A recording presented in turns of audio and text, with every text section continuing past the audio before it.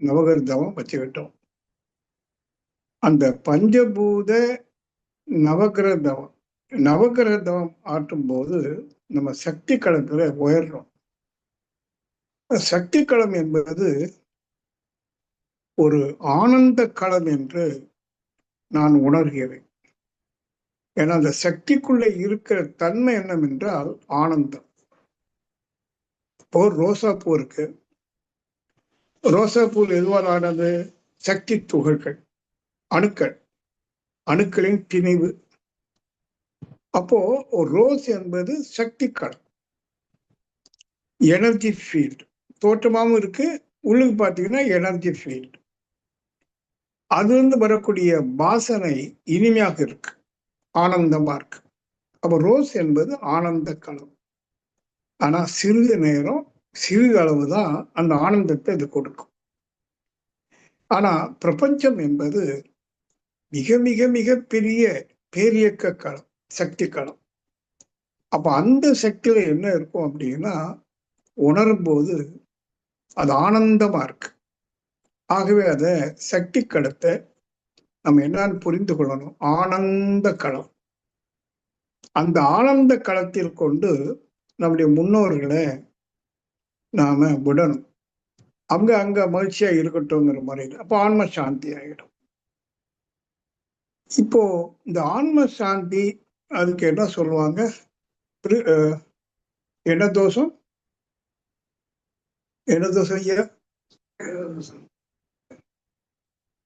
முன்னோர்களுடைய தோஷம் உங்க குழந்தைக்கு இருக்குன்னு சொல்லுவாங்க. யாராவது சொல்லுங்க. பித்ரு தோஷமாங்க. பித்ரு தோஷம். டக்குனு வார்த்தை எனக்கு மறந்து போச்சு. பித்ரு தோஷம். இப்ப நாம சாதாரணமா ஜலதோஷம்னு சொல்லுவோம். ஜலதோஷம்னா ஜலத்துக்கு தோஷம் இல்லை, ஜலத்தினால நமக்கு தோஷம். நம்ம பிரித்துன்னு சொல்லக்கூடியது உடலை விட்ட ஆன்மாக்கள், முன்னோர்கள். அவங்களுடைய ஆன்மா சாந்தி அடையல. இப்ப எனக்கு எங்க அப்பா அம்மா இருந்தாங்க, இப்ப இல்லை. அந்த ஆன்மா சாந்தி அடையல, இறந்துட்டாங்க, சாந்தி அடையல. எதை வச்சு சொல்றோம் அப்படின்னா, இப்போ நம்மளே எடுத்துக்கோ, நம்ம வாழ்ந்து கொண்டிருக்கிறோமே நம்ம மனசுல இப்ப சாந்தி இருக்கா? சாந்தி சொன்னா மன நிறைவும் மன அமைதியும், எந்த குழப்பமும் இல்லாத, அச்சமோ கவலையோ இல்லாத, தெளிவான, நிறைவான, திருப்தியான மனம் அமையுமானால் இந்த ஆன்மா சாந்தியில் இருக்குன்னு அர்த்தம். உண்மையிலே நாம பெற வேண்டியது வாழும் போதே சாந்தி அடையும் இந்த ஆன்மா. எந்த ஒன்றினாலும் பாதிப்படையாத ஒரு ஃப்ரீனஸ், அதை லிபரேட்டட் சோல் என்று சொல்றோம். வாழும் போதே இந்த ஆன்மா லிபரேட் ஆயிடும், சாந்தி ஆயிடும். ஆனா எங்க அப்பா அம்மா எல்லாம் சாந்தி ஆகலை. இப்போ என்ன ஆகும்? இந்த உடலை விட்டு ஆன்மா சாந்தி அடையலைன்னா, சாந்தி அடைவதற்கு வேண்டி அந்த ஆன்ம துகள்கள், நீங்க சோல் அதை பேய் பிசாசு அந்த மீனிங்ல எடுக்காதீங்க. ஆன்ம துகள்கள். இப்போ எங்க அப்பா இன்னைக்கு இருந்தாக்கா அவருக்கு குறைஞ்சது ஒரு 118 வயசு இருக்கணும். அவர் இருந்து கிட்டத்தட்ட 55 வருஷம் ஆச்சு. இப்பவும் அவர் ஆன்ம துகள்கள் இந்த காற்று மண்டலத்துல இருக்கும். ஒரு விதி என்னன்னு கேட்டீங்கன்னா, சுருக்கமா சொல்றேன். இனம் இனத்தோடு சேரும். அதுக்கு நான் உதாரணம் முன்னாடி சொல்லியிருக்கேன். ஒரு பக்கெட்ல தண்ணி வச்சுட்டு ஒரு சொட்டு தேங்காய் விட்டீங்கன்னா அது அந்த தண்ணீர்ல மிதக்கும். அதோட கலராது. ஏன்னா அதோட எலிமெண்டல் வேல்யூ வேற. அதுபோல இன்னொரு சொட்டு நல்லெண்ணெய் விட்டீங்கன்னா அதுவும் மிதக்கும், தண்ணியோட கலராது, தேங்காயோடையும் கலராது. 3 எலிமெண்டல் வேல்யூ அங்க இருக்கு. ஆனா பழையபடி ஒரு சொட்டு தேங்காய் விட்டீங்கன்னா அந்த விட்ட தேங்காய் சொட்டும் 2வது விட்ட தேங்காய் சொட்டும் இணைஞ்சுக்கும். ஏன்னா ரெண்டும் ஒரே இனம், இணைஞ்சுக்கும். ஒரே இனம் இன்னொரு இனத்தோட இந்த அட்ராக்ஷனால இணைஞ்சுக்கும். இப்ப எங்க அப்பாவும் நானும் ஒரே இனம் இல்லையா? அவருடைய கருவிலிருந்து வந்தது தானே. அப்போ அந்த சாந்தி அடையாத ஆன்மத்துகள் என்னிடம் வருவதற்கு இயல்பாக முயலும். அது விரும்பி அல்ல, இது ஒரு இயற்கை நியதி. இனம் இனத்தோட சேரும், கவர்ந்துக்கும். ஒரு இனமும் அந்த இடமும் கவர்ந்துக்கும். அப்போ சாந்தி அடையாத அந்த ஆன்ம துகள் இதோட இயல்பா சேர்ந்துட்டு சாந்தி அடையதுக்கு வரும். குறிப்பா ஒருத்தர் இறந்துட்டாரு சொன்னா அவரோட இரத்த பந்தம் உள்ளவங்க, அவங்க குழந்தைகள், உடன் பிறந்த சகோதர சகோதரிகள், இவர்களோட போய் சேரும். இப்ப அந்த ஆன்மா ரொம்ப கொடூரமா இருந்தது, கஷ்டப்பட்டு செத்தது, பாவங்கள் நிறைய பண்ணியிருந்ததுன்னா அந்த தோஷம் யாருக்கு போய் சேரும்? இப்ப வாழக்கூடிய அந்த பையனுக்கோ பேரனுக்கோ பேத்திக்கோ வரதான் செய்யும். எப்படி தோஷம் கொடுக்கும்? உடல்ல நோய் கொடுக்கும், பண கஷ்டம், ஏதோ ஒரு கஷ்டத்தை கொடுக்கும். அப்ப நீங்க சில டைம்ல சில புரோகிதர்கிட்ட போனீங்கன்னா உங்களுக்கு பித்ரு தோஷம் இருக்கு, அதுக்கு ஏதாவது பரிகாரம் செய்யணும்பா. இப்ப நான் கண்டுபிடிச்ச பரிகாரம், நிரந்தரமான பரிகாரம் என்னவென்றால், இப்ப நான் சாந்தி அடைஞ்சிட்டேன்னு வாழும்போது, இப்ப எங்க அப்பா அம்மா, அவங்க முன்னோர்கள் எல்லாருமே சாந்தி அடைஞ்சிருவாங்க. லட்சக்கணக்கான பேர் எனக்கு முன்னோர்கள் இருக்காங்க சாந்தி அடையாதவங்க. 1000 2000 ஆண்டுகளுக்கு முன்னாடி இருந்ததும் என்னுடைய இனம் கருத்தொடர்ல. அது எவ்வளவு பேர் சாந்தி அடையாம இருப்பாங்க, அத்தனை பேர் சாந்தி அடைவாங்க. ஆகினால்தான் உபனிஷத்து ஒரு கருத்து சொல்லுது, நீ ஒருவன் தூய்மையானால் இந்த பிரபஞ்சத்தின் ஒரு பகுதியே தூய்மையாகுதுங்கிற. பாருங்க, சச்ச மிராக்கிள். நான் எதுக்கு அழுத்தமா சொல்றேன்னா, நீங்கள் ஒவ்வொருவரும் விரைவில் சாந்தி அடையணும். சாந்தினா சமாதானம், அமைதி, மன நிறைவு, திருப்தி. அப்படி ஆயிட்டீங்கன்னா உங்களுடைய முன்னோர்கள் சாந்தி அடைஞ்சிருவாங்க. மட்டுமா, உங்களுடைய பின்னோர்கள் உங்க குழந்தைங்க, பேர குழந்தைகள் இருக்கு பாருங்க, அவங்களும் வாழ காலத்திலேயே சாந்தி அடையக்கூடிய பக்குவம் கிடைக்கும். ஒருவேளை வாழும்போது, நாம வாழும்போது அவங்க சாந்தி அடையாட்டாலும் நான் இறந்த பிறகு என்னுடைய ஆன்மா சாந்தி அடைஞ்சிருக்கு பார்த்தீங்களா. ஆனால் என் பையனுக்கு, என் பொண்ணுக்கும், என் பேர பிள்ளைகளுக்கும் இந்த இனம் அங்கே போய் சேரும். இப்போ வேதாத்திரி மகிழ்ச்சி இருக்காரு, இருந்தாரு, அந்த உடல் இருந்தது, அப்படி ஆன்ம துகள் இன்னும் இருக்கு.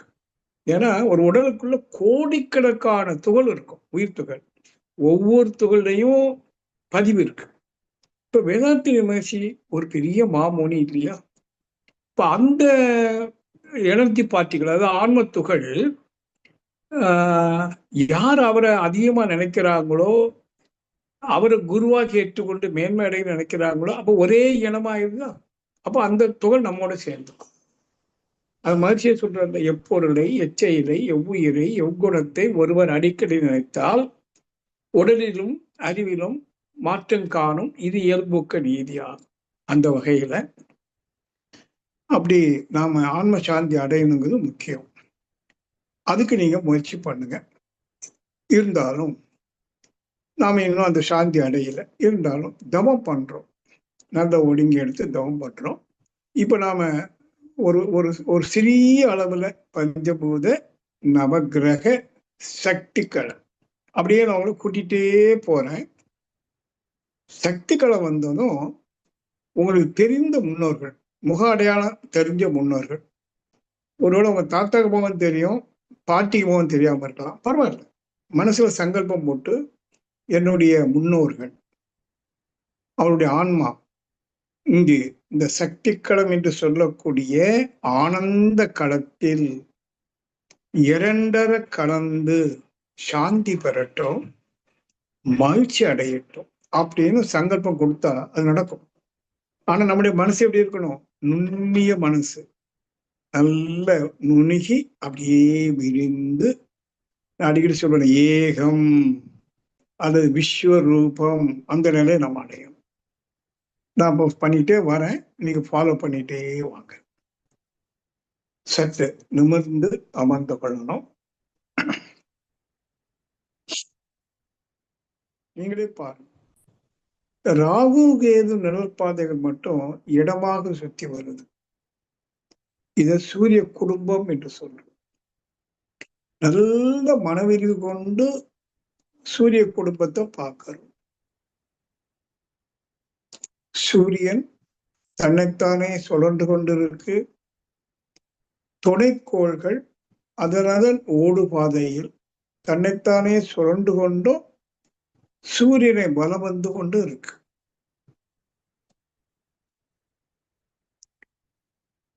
ஒவ்வொரு கிரகத்திலிருந்தும் அதுக்கேற்ற நிறம் வெளிப்பட்டு கொண்டிருக்கு. நாம ஈர்த்து கொள்கிறோம், ராகு கேது உட்பட.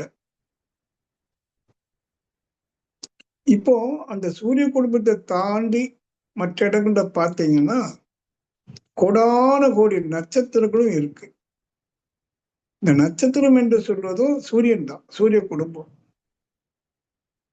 இப்போ நமது சூரிய குடும்பம், நாம வாழுகிற சூரிய குடும்பம் அந்த பிரபஞ்சத்துல வேகமா ஓடுது. நல்லா பாருங்க, வேகமா ஓடி ஓடி ஓடி மிக தொலைவில் செல்லும் போது அது ஒரு நட்சத்திரமா காட்சி அளிக்கிறது. இப்போ கோடான கோடி சூரியன்களை நட்சத்திரங்களாக பார்க்கிறோம். இதான் சக்தி களம். நல்லா பார்க்கணும். மன விரிவு கொண்டு விஸ்வரூப காட்சி.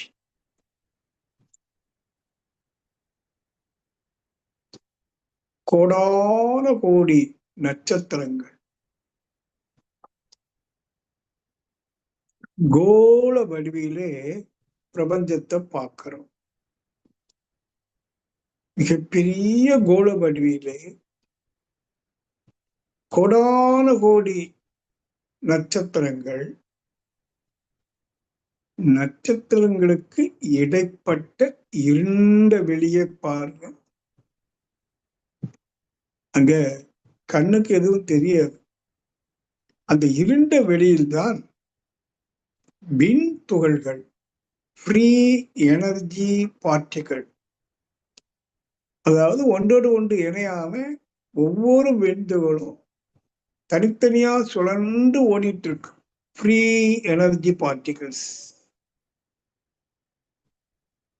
இந்த விண்துகள் சுழலலை விரிவலைய உற்பத்தி பண்ணி தள்ளிக்கிட்டே இருக்கு. விரிவு அலை அல்லது விரிவு சக்தி, ரிப்பல்சிவ் எனர்ஜி. அந்த விரிவு சக்தி பிரபஞ்சம் முழுவதும் நிரம்பி இருக்கு. அதை நீல நிறத்துல பாவிக்கும். அந்த இருண்ட வெளியே நீல நிறத்துல பாவிக்கிறோம். இது வான்காந்த பேராற்றல், சிவசக்தி என்று சொல்லுவோம். சக்தினா இயக்கம், வெளியினா சிவம். சிவத்தோட சக்தி இணையுது, சிவசக்தி. என்ன பார்க்கிறோம்?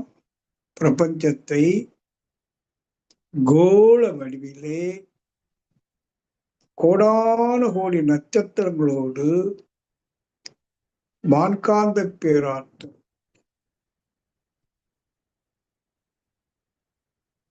இந்த வான்காந்தம் என்று சொல்றோமே, அதுவே உடல்ல வரும்போது ஜீவகாந்தம் என்று சொல்றோம். ஜீவகாந்தம் தன்னிலையில் மாற்றமடைந்து புலன்கள் வாயிலாக செல்லும் போது அது இனிமையாக இருக்கு.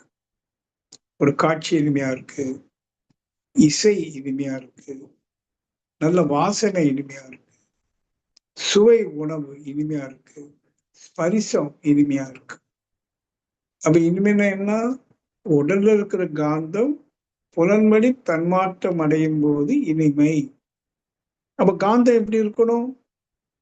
இனிமையாத்தானே இருக்கணும். அப்ப பிரபஞ்சம் முழுவதும் நிரம்பி இருக்கிற வான்காந்தம், அதனுடைய தன்மை ஆனந்தம். நல்லா புரிந்து கொள்ளும். சக்திக்களம் என்று சொல்லக்கூடிய வான்காந்த பேராற்றல், அதனுடைய தன்மை ஆனந்தம். அப்போ பிரபஞ்சம் என்பது ஆனந்த களம். இப்போ எந்தெந்த ஜீவன் உடல் விட்டு வெளியில போயிருக்கோ, குறிப்பாக தன்னை உணர்ந்த மகான்களுடைய தன்னை உணர்ந்த மகான்களுடைய ஆன்ம துகள்கள் இந்த ஆனந்த களத்தில்தான் மிதந்து கொண்டிருக்கு. காந்த புள்ளின்னு சொல்றோம்.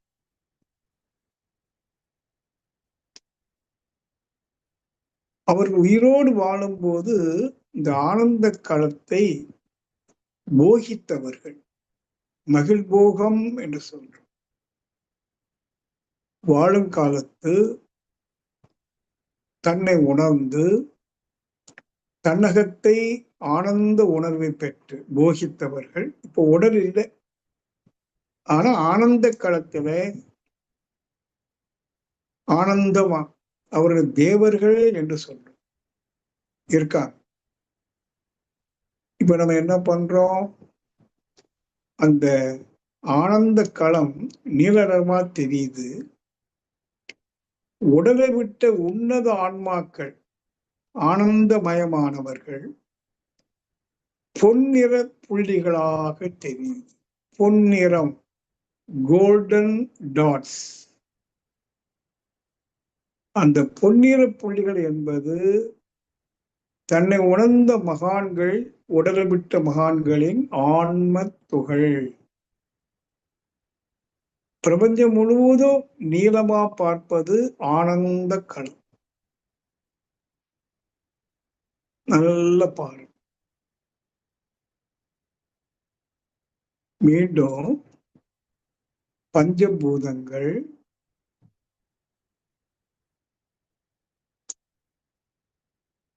நவகிரகங்கள், நமது முன்னோர்கள், உடலை விட்ட முன்னோர்களுடைய உடலும் பஞ்சபூதங்களால் ஆனது.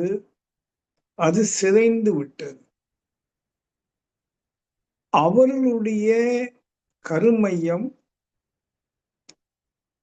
இந்த ஆன்மாவுடைய கருமையம் சாந்தி அடையல. சோ நவகிரகங்களினுடைய ஆளுமைக்கு உட்பட்டது.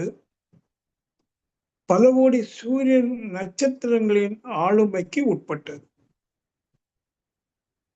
அத்தகைய உடலை விட்ட ஆன்ம துகள்கள் கிட்டத்தட்ட பூமியை ஒட்டியே அது அலைந்து கொண்டிருக்கும். அதே நேரத்துல பிரபஞ்சத்துல என்ன பார்க்கிறோம், நீல நேரத்துல ஆனந்த களத்தையும் பொன்னிற புள்ளிகளாக உடலை விட்ட மகான்களின் ஆன்ம துகளையும் பார்க்கிறோம். பூமியை ஒட்டி நம்முடைய முன்னோர்கள், சாந்தடியாத முன்னோர்களின் ஆன்மத்துகள் அலைந்து கொண்டிருப்பதையும் பார்க்கிறோம். இப்ப நாம எங்கேயோ இருந்து எல்லாவற்றையும் பார்க்கிறோம். இப்போ ஒரு அன்பு கட்டளை,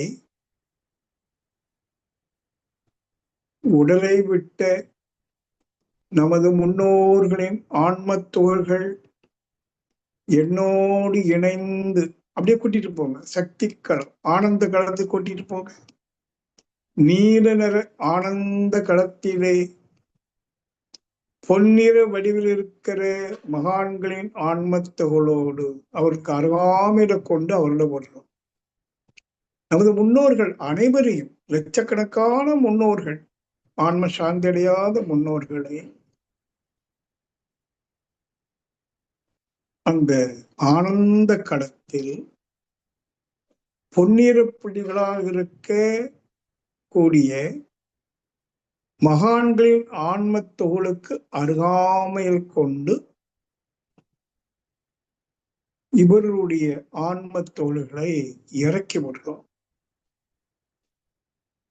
இங்க அன்பு தயவு என்னவென்றால், மகான்களை வேண்டிக் கொள்கிறோம், என்னுடைய முன்னோர்களை ஏற்றுக்கொள்ளுங்கள், அவருடைய ஆன்மா சாந்தி அடையட்டும்.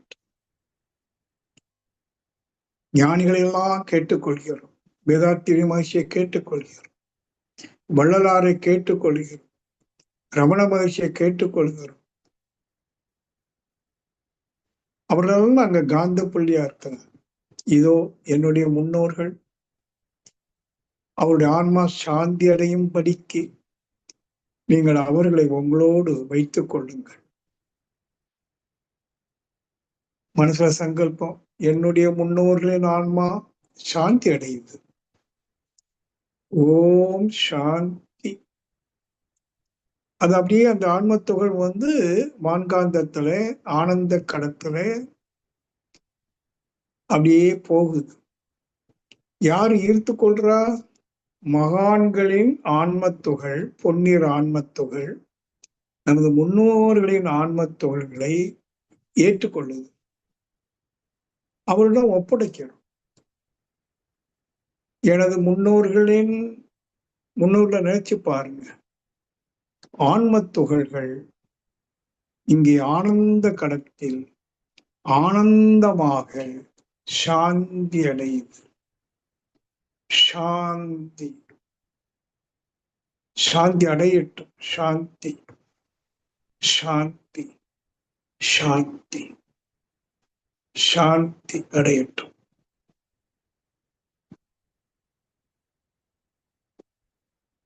அப்படியே கொஞ்ச நேரம் அமைதியா இருங்க. சாந்தி அடையட்டும்.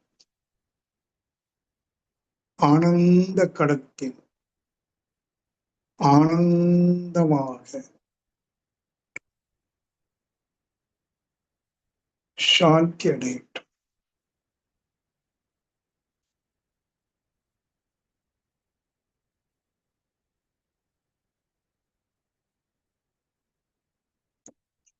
சாந்தி அடையட்டும்.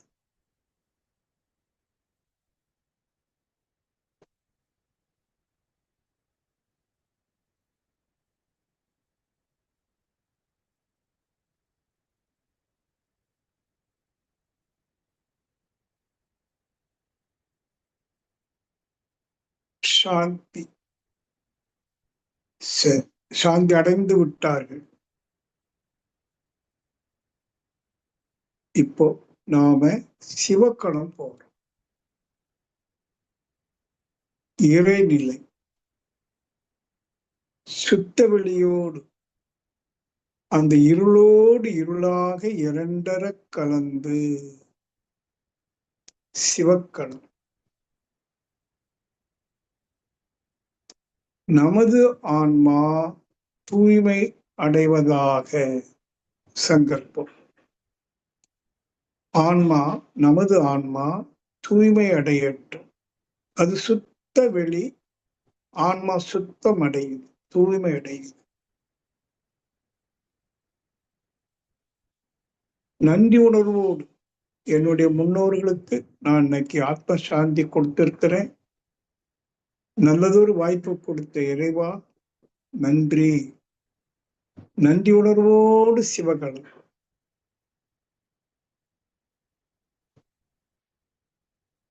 சுத்த வேண்டும். நமது ஆன்மா தூய்மை அடைவதாக. தூய்மை அடையட்டும்.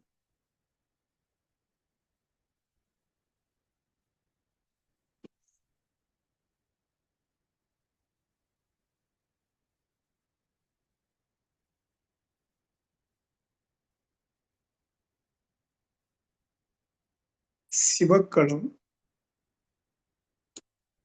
சுத்த வேண்டும்.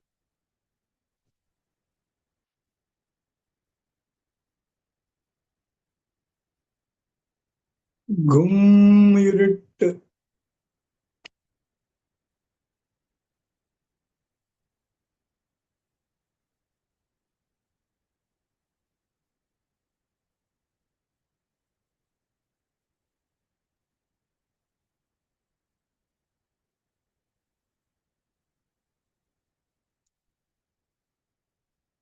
இந்த சுத்த வெளியில இருந்துதான் சூழ்ந்தழுத்து ஆற்றலினால்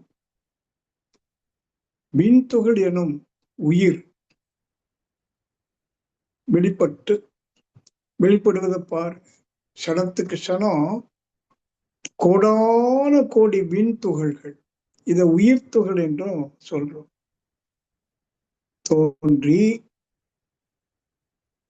கோடான கோடி விண் துகள்களை பார். இதெல்லாம் இணைந்து அண்டங்களாக. இப்ப அண்டங்களை பாருங்க, கோடான கோடி நட்சத்திரங்களை பாருங்க. அந்த சக்தி கடத்துல விண்துகளும் இருக்கு, திணிவு பெற்ற கோள்களும் இருக்கின்றன, பஞ்சபூதங்கள் இருக்கின்றன, கோடானு கோடி ஜீவ இனங்கள், தாவர இனம் முதற்கொண்டு மனிதன் வரைக்கும். இப்ப எல்லாவற்றையும் சேர்த்து பாருங்க. சுத்த வெளி, அதிலிருந்து வெளிப்பட்ட கோடான கோடி விண்துகள்கள், ஆங்காங்கே விண்துகள்கள் திணிவு பெற்று கோள்கள், நட்சத்திரங்கள், பூமியை போன்ற கோள்ல பஞ்சபூதங்கள், ஜீவ இனங்கள், மனிதன் உட்பட. இதுதான் முழு இயற்கை. இதுல மனிதனிடம் அதே விண்துகள் ஒரு ஆன்மா என்ற அளவில் மையத்துல, கருமையத்துல வினைப்பதிவுகளோடு அமைஞ்சிருக்கு. மனிதனிடம் வினைப்பதிவுகள், அது உடலை விட்டு வெளியில போச்சுன்னா அந்த வினைப்பதிவோடையே அந்த ஆன்ம துகள் போகும். அதுதான் சோல் என்று சொல்லும், வாண்டரிங் சோல். அது அலையும், சாந்தி அடைவது வரைக்கும் அலையும். ஆக இப்ப என்ன பண்ணிக்கிறோம், நமது கருமையத்தை தூய்மையாக்கி வினைப்பதிவுகளை அகற்றி எந்தவித முனைப்பும் இல்லாத, கருத்து மோதல்கள் இல்லாத, எதையும் ஏற்றுக்கொள்கிற, எதிர்த்து போராடாது, யாரையும் அவமானப்படுத்தாது, அடுத்த மனதை புண்படுத்தாது, அவர்களை குறைத்து மதிப்பீடு செய்யாது, அனைத்தும் சக உதிரம். அப்படி பண்ணும்போதுதான் நமது ஆன்மாவுக்கு சமாதானம், சாந்தி. இல்லைன்னா அந்த கருத்து வேறுபாடுகள் கருத்து மோதல்களாக மாறும். வீட்டுல கணவன் மனைவி, பெற்றோர் குழந்தைகள், உற்றார் உறவினர்கள், நண்பர்கள், இவங்க இடையில கருத்து வேறுபாடு இருப்பது இயல்பு. அது கருத்து மோதல்களாக மாறாது. எப்போ அது கருத்துல மோதல் வராது, முனைப்பின்றி பிற கருத்தை ஏற்றுக்கொள்கிற ஒரு பண்புக்கு நாம உயர்ந்தா இந்த ஆன்மா சாந்தி அடையும், வாழும்போதே சாந்தி அடையும். அப்ப உடலை விட்ட பிறகு அது அப்படியே சமஷ்டிக்கு போயிடும். இந்த பிறப்பு எடுத்ததே அதுக்குத்தான். இந்த ஆன்மா ஏன் மீண்டும் உடல் எடுத்திருக்கு, இதுக்கு முந்தைய உடல் அது சாந்தி அடையல, இப்போ அந்த உடல்ல சாந்தி அடையும். அப்போ ஒரு யோகி அவனுடைய வாழும் முறை தன்னை சாந்தப்படுத்தக்கூடிய அளவுல இருக்கும். ஓம் சாந்தி சாந்தி சாந்தி சொன்னா போறது தவ முடிவில். இது சாந்தி அடைவதற்கு என்னுடைய எண்ணம், சொல், செயல் எப்படி அமையணும், எப்படி பிற விஷயங்களை புரிந்து கொள்ளணும், ஏற்றுக்கொள்ளணும், செயல்படுத்தணும், அப்படிங்கிறது தான் ஒரு யோகியினுடைய வாழ்க்கை முறையாக அமையணும். அது நல்ல வாய்ப்பு நம்மளை சுற்றி நிறைய பேர் இருக்கிறாங்க. நிறைய பேர்னா நிறைய கருத்துக்கள் இருக்கு, நமக்கு இருக்கு, அவங்களுக்கு இருக்கு. என்ன ஜாக்கிரதையா இருக்குன்னா, அந்த கருத்து வேறுபாடு இருக்கும், அது மோதலாக மாறக்கூடாது. ஆனா மோதுவதை பார்க்கிறோம், அதை முரண்பாடு என்று சொல்றோம். நான் கொஞ்சம் ஆலோசித்தேன், அதையும் உங்களுக்கு இப்ப சொல்றேன், 5 நிமிஷம் சொல்றேன். அதாவது இயற்கை தத்துவத்தை நன்றாக புரிந்து கொண்டால் அது முக்கியமான 2 சாரம் இருக்கு, எசன்ஸ். அத இறை நீதின்னு சொல்றோம். இயல்பு ஊக்கம் ஒண்ணு, செயல் விளைவு. இயல்பு ஊக்கம் சொல்லும் போது எல்லாமே தானாக சுயம்பா வெளிப்பட்டிருக்கு. 5 விலங்கின வரைக்கும் எந்தவித முயற்சியும் கிடையாது. ஏன்னா ஐந்திரு விலங்குகளுக்கு இந்த ஃப்ரீ வில், ஆக்டிவ் வில்னு சொல்றோமே, தானா விரும்பி முயன்று செய்யக்கூடிய ஆற்றல் இல்லை. ஆனா மனிதனாக வந்த பிறகு எல்லாமே சுயமா, நான் தானா பிறந்திருக்கேன், நான் முயலல. இந்த உடல் தானா வந்திருக்கு, உடல் தானா இயங்குது, எல்லாம் சரி.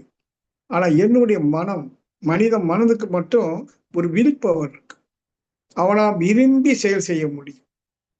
வேற தாவர இடங்களோ பஞ்சபூதங்களோ புழு பூச்சியோ விரும்பி எதுவும் செய்ய முடியாது. அப்ப நாம விரும்பி எதுவும் செய்ய முடியும்.